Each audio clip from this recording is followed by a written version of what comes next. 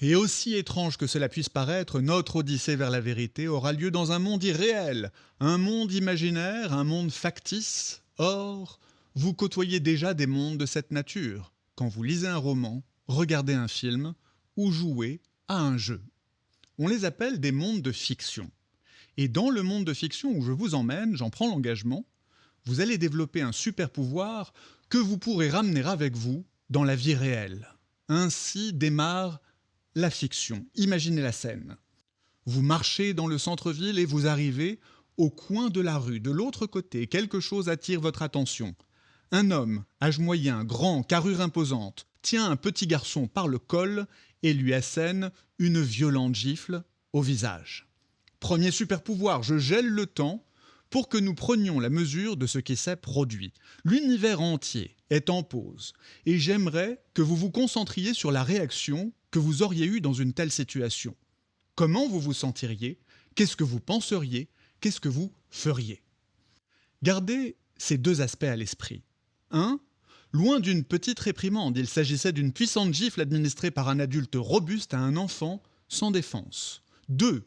Non seulement vous avez vu la gifle, mais vous avez également entendu le choc de la main sur la joue de l'enfant, une douleur sans doute insoutenable.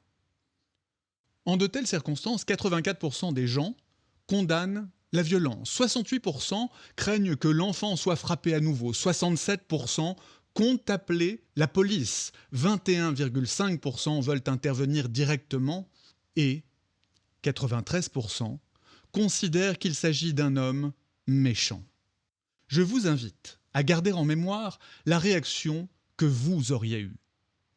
J'utilise maintenant mon second super pouvoir pour remonter le temps de 30 secondes.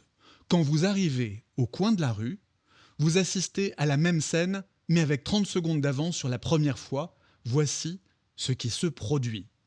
Sur le trottoir, le garçon tient la main de l'homme qui, dans ce contexte, semble être son père.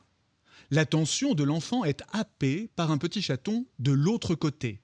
C'est ainsi qu'il lâche la main de son père et traverse la rue. Au même instant, un énorme camion descend la rue, il roule vite, trop vite, et il va percuter le petit garçon. Mais en une fraction de seconde, le père plonge littéralement au sol en s'écorchant le torse sur l'asphalte, attrape son fils par le col et les précipite vers le trottoir où ils sont en sécurité. Le père se trouve dans un état de grande fragilité émotionnelle. Il a failli perdre la personne au monde qui est la plus chère à ses yeux, le petit garçon, qui ne se rend même pas compte qu'il vient d'échapper à une mort certaine. Alors qu'il tient encore son fils par le col, le père, en proie à une émotion impossible à contrôler, le gifle au visage, son expression dit « Tu ne feras plus jamais ça. Tu ne risqueras plus jamais ta précieuse vie. » Le garçon jette un regard furtif vers le chaton, puis tourne la tête vers son père, et il voit une larme couler sur sa joue. Sans tout bien comprendre, il semble saisir que ce qui vient de se produire était en effet vraiment grave.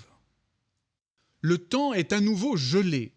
Comment vous vous sentiriez? Qu'est-ce que vous penseriez? Qu'est-ce que vous feriez? Il est probable que vous vous montreriez plus magnanime. Même si vous continuez de désapprouver la gifle, vous comprendriez et vous ne qualifieriez plus cet homme de monstre. En de telles circonstances, la plupart des gens se montrent indulgents. 98,5% considèrent que l'acte de cet homme était compréhensible. Oui, il y a 1,5% de l'auditoire composé de sociopathes insensibles, mais laissons-les là où ils sont. Dans le premier scénario, l'homme était un monstre. Dans le second, il n'était plus un monstre.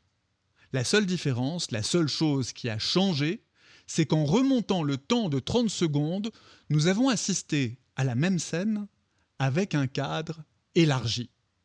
Cela signifie que la manière dont une situation vous est dépeinte, dont elle vous parvient, la manière dont elle est cadrée, exerce une profonde influence sur la façon dont vous la percevez. Telle est la différence entre les deux scénarios. Or, ils ont un point commun. Tous deux sont fondés sur la vérité. Pourtant, Alors que vous étiez nourri du plus pur des matériaux, la dite vérité, vous avez successivement atteint deux jugements différents, deux conclusions contradictoires. Qu'est-ce que cela implique? Eh bien, quelque chose d'assez contre-intuitif. La vérité ne suffit pas. Les faits ne suffisent pas. Imaginez que vous ayez mis votre poing dans la figure de cet homme et qu'il soit parti, honteux, en tenant par la main son fils, dont il avait sauvé la vie.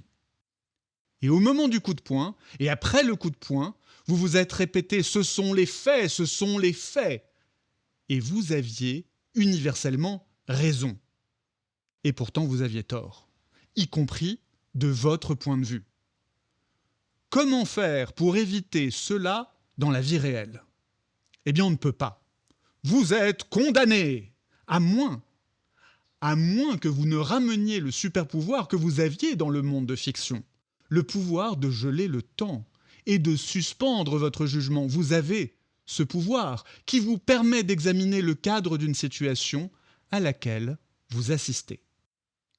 Puisque vous avez saisi le danger propre à la vérité, je vous laisse imaginer le danger induit par les erreurs et les mensonges, comme ces fausses statistiques que je vous ai servies pendant cette histoire. Mais bon, c'est un maigre prix à payer, regardez-vous, vous avez un formidable super-pouvoir désormais. Bravo!